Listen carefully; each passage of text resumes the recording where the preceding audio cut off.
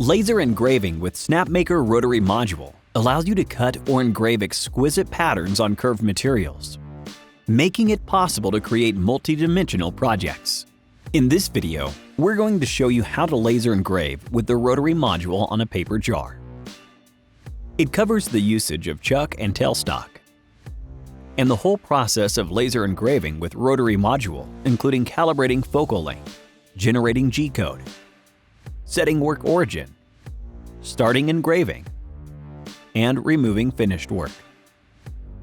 Before we start, you need to prepare the following tools and materials: a vernier caliper or ruler, screwdriver with H2.5 bit, USB flash drive, a pair of laser safety goggles, as well as the chuck wrenches and a paper jar that come with the Rotary Module. If you need to calibrate the focal length, you should grab another paper jar, or any other cylindrical material for calibration, as long as it can be engraved. Measure the length and diameter of the calibration material for subsequent input with an accuracy of 0.1 millimeters. In order to avoid looseness between the lid and the body during laser engraving, it is recommended to remove the lid and operate on the body only.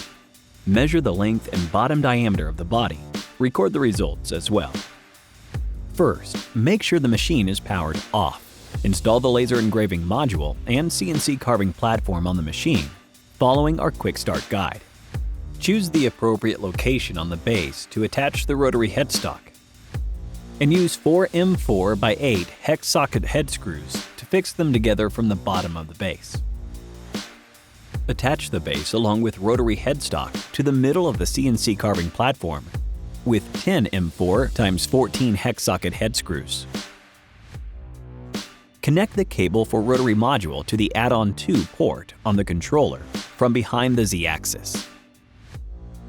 Let's first take a look at the chuck and the tailstock, so that you can decide how to use the chuck as well as whether to use the tailstock. If you have already fully understood the usage of the chuck, you can skip this part. The 3-jaw chuck can support materials with various sizes and do inward and outward clamping. The inward clamping is more adaptable to the material shape, but diameter of the material should be no more than 60 millimeters.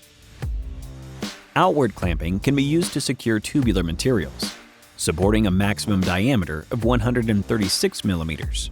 But do pay attention to the inside diameter, which should be between 20 millimeters and 100 millimeters. The tailstock can hold objects securely in place. You can adjust the tailstock center to fit the size of the material. For laser engraving, the pressure from the Z-axis on the material is negligible. So, if the material's length or weight will not affect its stability, you can go without the tailstock. Use one chuck wrench to hold the chuck, and the other to loosen the scroll plate counterclockwise. Caution the sharp jaws. Do not turn the scroll plate without wrenches. Insert one end of the material onto the 3-step jaws, and make sure it is coaxial with the chuck. Turn the scroll plate clockwise to tighten the chuck. Be careful not to tighten the jaws too much, or it may cause damage to the material. If the material requires a switch to outward clamping, keep loosening the jaws one by one until they can be removed from the channels. Then insert the jaws back into the channels clockwise in the order of 1, 2, 3. And turn the chuck clockwise using chuck wrenches till the spiral inside the chuck engages the teeth of the jaws.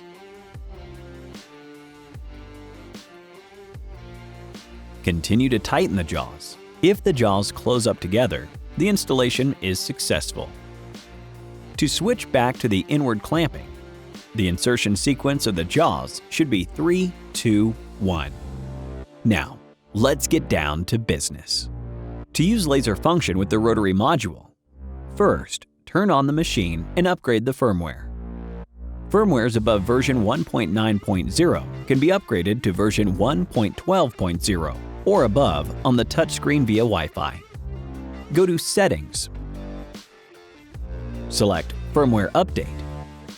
Check for updates. Update now,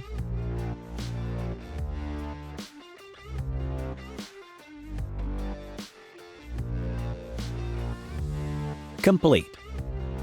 Follow the guide to calibrate the focal length manually. Input the measured length and diameter of the calibration material. Tap Next.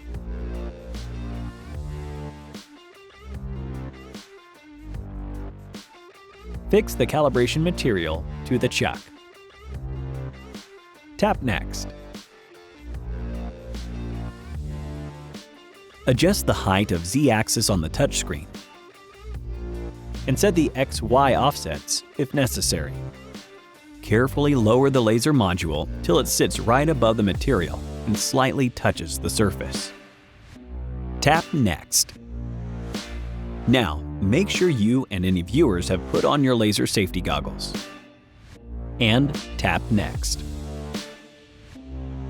Set the X-Y offsets to adjust the work origin for calibration.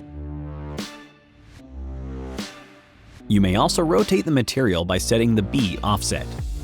Tap Set Work Origin. Run Boundary to check the working region.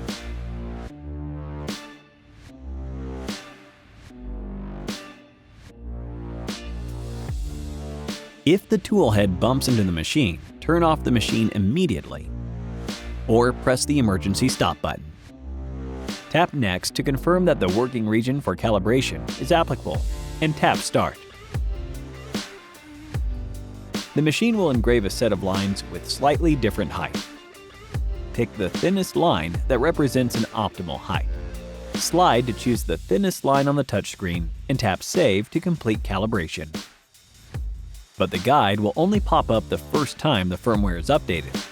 After a successful calibration, the height of B-axis will be remembered, so you won't need to recalibrate when laser engraving again.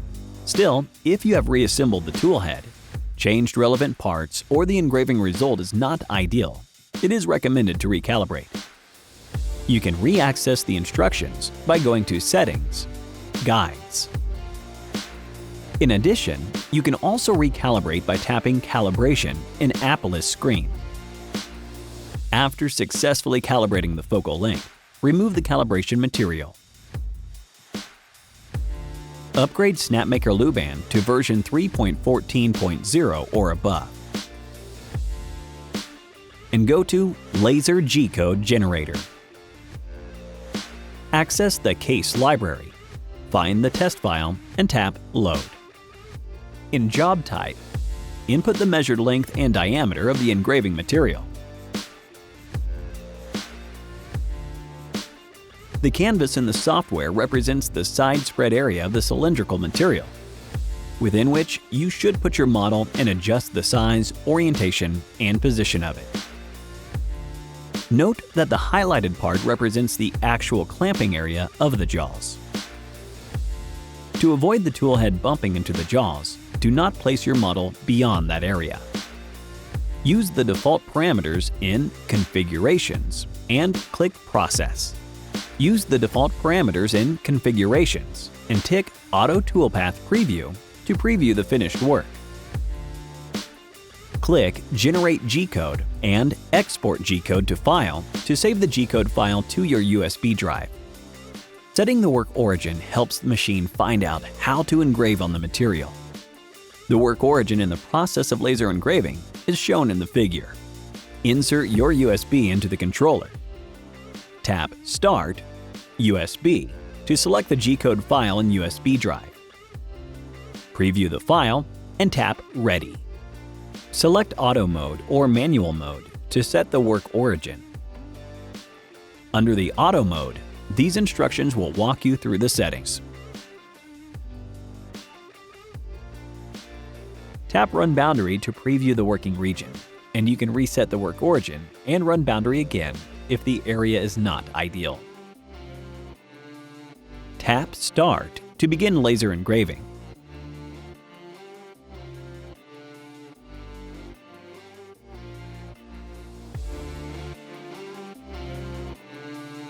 Use chuck wrenches to remove the finished work when the engraving is done.